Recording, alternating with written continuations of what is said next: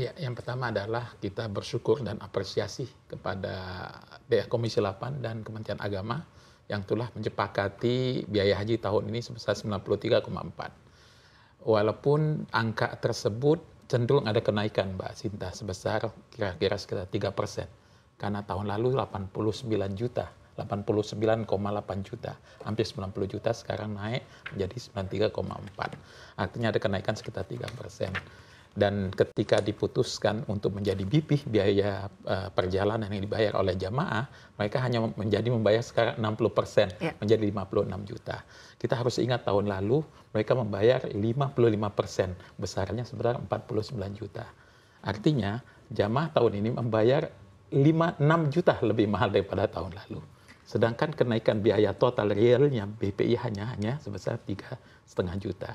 Nah, saya melihat tentu karena secara persentase cukup besar kenaikan yang dibayar oleh jamaah, yang dituntut oleh jamaah adalah kepastian peningkatan pelayanan.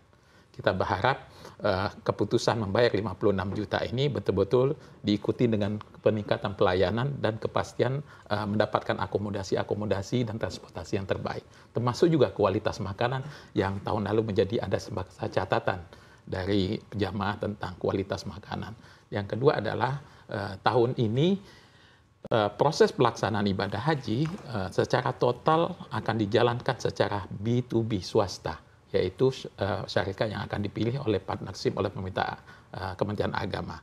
Kita berharap Kementerian Agama sedari awal sudah memastikan kemampuan kapasitas profesionalitas daripada syarikat tersebut untuk dapat memberikan pelayanan kepada jamaah Indonesia haji reguler khususnya sebesar lebih dari 220.000 jamaah, dan ini jumlah yang besar.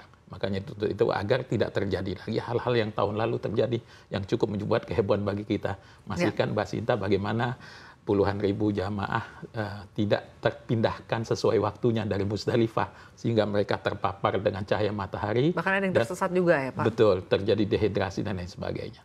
Baik. Berarti artinya yang perlu menjadi perhatian ke depannya bagi pemerintah adalah persoalan akomodasi yang layak dan juga baik, begitu ya, fasilitasnya, begitu kualitas makanan dan juga pelayanan, Pak. Tapi kalau dilihat dari sektor swasta, Pak, melihat kenaikan ini, apakah ini akan berdampak pada penyelenggara haji yang dari sisi swasta? Ya, secara umum ini juga baik bagi pemahaman masyarakat secara umum kan. Haji Indonesia ini terbagi atas 2 kuota, Mbak Sinta. 92% dari 241.000 itu adalah jamaah haji reguler. Sedangkan kami di pihak swasta hanya sebesar 8% atau sekitar 19.000 dari total kuota yang ada. Nah, ketika pemerintah menyampaikan ada kenaikan harga pelayanan awal yang ditawarkan menjadi 105 juta, itu bisa menjadi gambaran yang cukup positif kepada seluruh jamaah bahwa sesungguhnya biaya haji ini tidak murah. Dan tentu ada kenaikan sebagaimana disampaikan oleh Pak Iqbal tadi, memang di Saudi ada inflasi lain sebagainya. Karena kita berbagi komponen biaya dalam haji ini, sekitar 80% itu spendnya di Saudi Arabia. Dan komponen terbesar dari perjalanan adalah pesawat, yang angkanya sampai 45% dari total biaya dari perjalanan itu sendiri. Nah, kami adalah tentu setelah Kementerian Agama dan Komisi 8 menentukan biaya, ada Kepres, kemudian diharuskan untuk kami mampu untuk melunasi.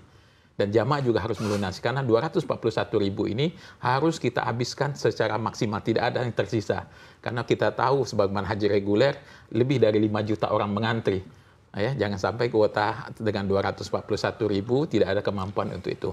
Kita berharap dibuka waktu yang cepat untuk melunasi sehingga proses kemampuan untuk melunasi itu ada. Yang kedua yang paling penting, Mbak, adalah saat ini Saudi Arabia mencanangkan proses penyelesaian administrasi atau visa haji jauh lebih cepat dari tahun lalu. Tahun ini dicanangkan tanggal 25 Februari atau 15 hari sebelum Ramadan, itu harus sudah selesai proses visa. Sedangkan kita baru setelah ditetapkan biaya, kita akan masuk dalam tahapan pelunasan. Dan ini biasanya selesai paling tidak dalam 1 bulan.